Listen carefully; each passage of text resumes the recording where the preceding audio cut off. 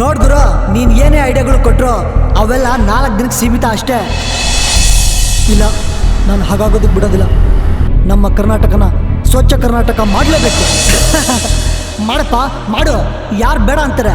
ನೀನು ಪರಿಸರನ ಉಳಿಸಿ ಸ್ವಚ್ಛವಾಗಿ ಇಟ್ಕೊಳ್ಳಿ ಅಂತ ಎಷ್ಟೇ ಬಡ್ಕೊಂಡ್ರು ನಮ್ಮ ಜನ ರೋಡಲ್ಲಿ ಕಸ ಹಾಕೋದನ್ನ ಬಿಡಲ್ಲ, ಗಿಡ ಮರಗಳನ್ನ ಕಡಿಯೋದು ಬಿಡಲ್ಲ.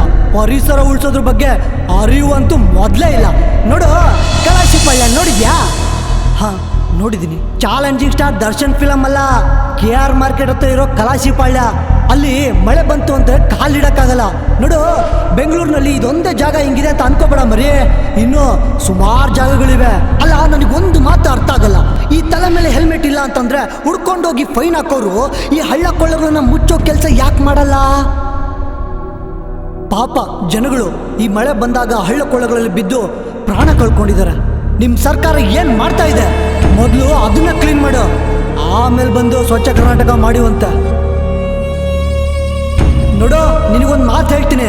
ಇದೇ ರೀತಿ ಪರಿಸರನ ಹಾಳು ಮಾಡ್ತಾ, ತಿನ್ನಬಾರ್ದನ್ನ ತಿಂತಾ, ಕುಡಿಬಾರ್ದನ್ನ ಕುಡಿತಾ, ಗಿಡ ಮರಗಳನ್ನ ಕಡಿತಾ ಹೋದ್ರೆ ಮುಂದೊಂದು ದಿನ ಭಗವಂತ ಯಾವುದಾದ್ರೂ ವೈರಸ್ ರೂಪದಲ್ಲಿ ಬಂದು ಇಡೀ ಮನುಸಂಕುಲನ ನಾಶ ಮಾಡಿಬಿಡ್ತಾನೆ. ನೋಡು, ನೀನು ಹೇಳೋದು ಸರಿನೇ. ಯಾರೋ ಒಬ್ಬಿಬ್ರು ತಪ್ಪು ಮಾಡ್ತಾರೆ ಅಂತ ಎಲ್ರನ್ನೂ ದೂಷೋದು ತಪ್ಪು. ನಮ್ಮ ಪ್ರಧಾನಮಂತ್ರಿಗಳು ಗಾಂಧೀಜಿಯವ್ರ ಕನಸಂತೆ 2014ರಲ್ಲಿ ಸ್ವಚ್ಛ ಭಾರತ ಆಂದೋಲನ ಶುರು ಮಾಡಿದ್ರು. ಅದಕ್ಕೆ ಒಳ್ಳೊಳ್ಳೆ ದೊಡ್ಡ ದೊಡ್ಡ ದಿಗ್ಗಜರೆಲ್ಲ ಸಪೋರ್ಟ್ ಮಾಡ್ತಿದ್ದಾರೆ. ಅದರಂತೆಯೇ ನಮ್ಮ ಜನಗಳು ಕೂಡ ಅದನ್ನು ಪಾಲಿಸಿದ್ರೆ ನಮ್ಮ ಕರ್ನಾಟಕ ಸ್ವಚ್ಛ ಕರ್ನಾಟಕ ಆಗೋದ್ರಲ್ಲಿ ಡೌಟೇ ಇಲ್ಲ.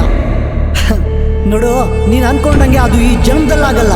ಆಗುತ್ತೆ, ಆಗಲ್ಲ, ಆಗುತ್ತೆ, ಆಗಲ್ಲ, ಆಗಲ್ಲ, ಆಗುತ್ತೆ.